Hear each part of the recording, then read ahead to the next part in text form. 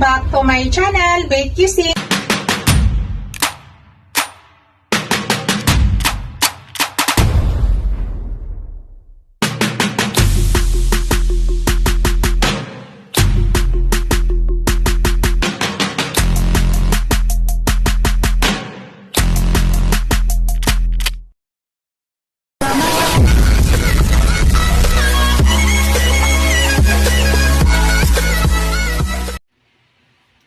Hello guys, today's video guys ay magluluto ako ng gulay. Ayan po yung aking mga gulay guys.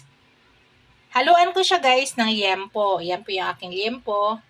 Minarinate ko pala yan guys sa ground black pepper, asin, at saka pang palasa. Later guys ay ifa-fried ko po yan. Yan po yung ipanghalo ko sa aking gulay. Yan po yung aking mga gulay guys. Sweet potato, talong, ampalaya, kalabasa, sitaw, tapos gagamit din ako ng siling haba, onion, at saka kamatis. Yan. Ipakita ko sa inyo guys kung paano ko yan niluluto yung mix na veggies. Unang gawin ko guys ay igayatin ko muna at hugasan yung mga gulay ko. Tapos pakita ko sa inyo mamaya ang pagluto ko. Hello guys, mag-start na ako pagluto guys. Ayan, nagayat ko na yung aking mga ingredients. Yan lahat guys. Yung pinakita ko sa inyo kanina, nagayat ko na. Tapos yung aking liempo ay na-fried ko na. Ito pala ang ilagay kong mga panglasa guys. Yan, maglagay ako ng ground black pepper. Maglagay ako ng pangpalasa at saka yan. Yan po yung ilagay natin panglasa guys. Fish sauce na boneless bagoong. Hello guys, mag-start na tayo. Yung unang gawin ko guys, ilagay ko muna yung mga gulay ko. Yan. Ilagay muna natin yung sweet potato at saka kalabasa. Yan ang unahin natin. Tapos later, ilagay natin yung iba. Kasi ito yung medyo matagal siya lutuin. Kaysa iba, tanggalin natin pala ito na halo.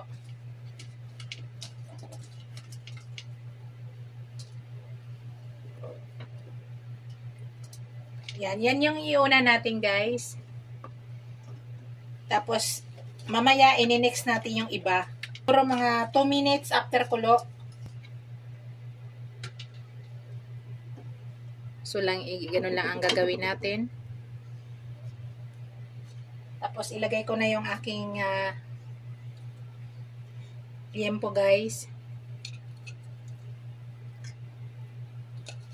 Tatappings na natin.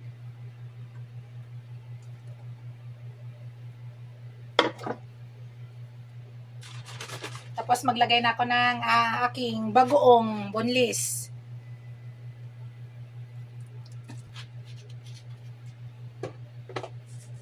Tapos pangpalasa maglagay tayo.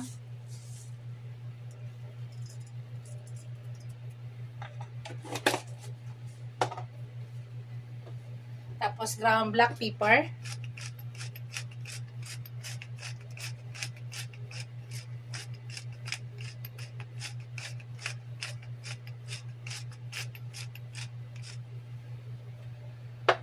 Tapos maglagay tayo ng tubig guys.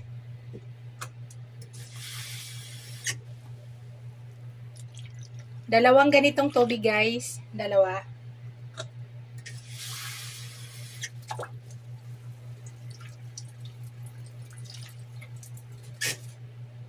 Yan. Tapos tatakpan na natin guys.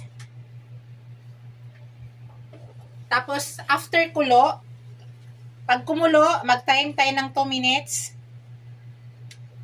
Tapos ilagay na natin ang ating ibang ingredients. Para hindi lang siya masyado madurog. So, i-open ko ng kalan guys.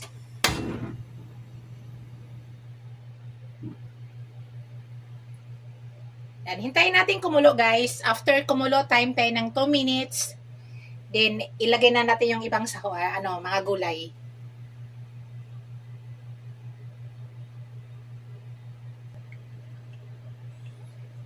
Hello guys. Nakita nyo guys, kumulo na. Mag-time tayo guys ng 2 to 3 minutes. Ilagay na natin yung ibang gulay. So ngayon takpan muna natin. Ang bango guys. Sobrang bango. So ang ating apoy guys ay naka-medium lang ha. Hindi ko po yan kasi mini-mix guys. Ito po yung aking pagluluto ng mga gulay. Actually, lagyan ko sana yan ng okra kaso wala akong okra dito kaya hindi ko na lang nalagyan. Mas masarap din yan guys pag mayroong okra. Kaso wala akong stock na okra dito. Kung ano lang yung nandito, yan na lang yung niluto ko. Kaya nga sinabi ko sa inyo guys, nga itong niluluto ko ay pagkain lang namin. Actually, ako lang ang kakain nito guys. Di ko alam kasi pag may bagoong ay hindi nakain yung aking dalaga at saka aking isang anak. So, malamang ako lang yung kakain diyan. So, init-init lang yan guys para may gulay ako. So, wait natin guys, 2 to 3 minutes may idagdag tayo diyan.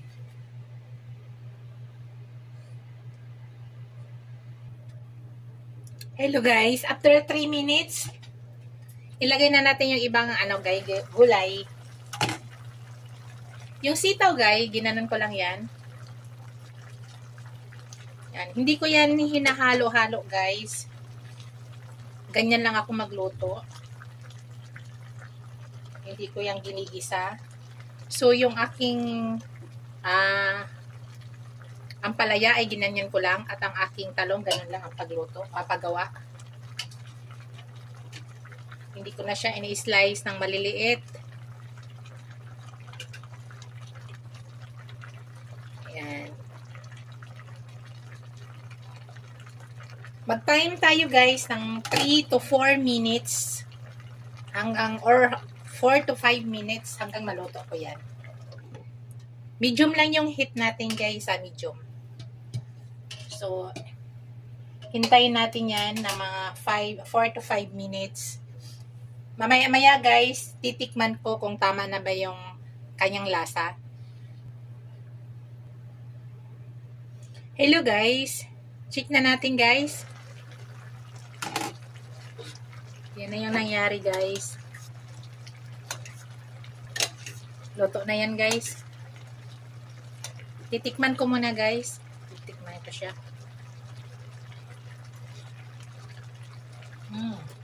Sarap. Tamang-tama lang sa lasa. Yan, luto na yan guys.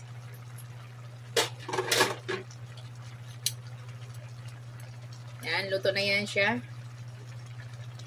Yan yung gusto ko sa sitaw. Ayaw ko masyadong nadudurog.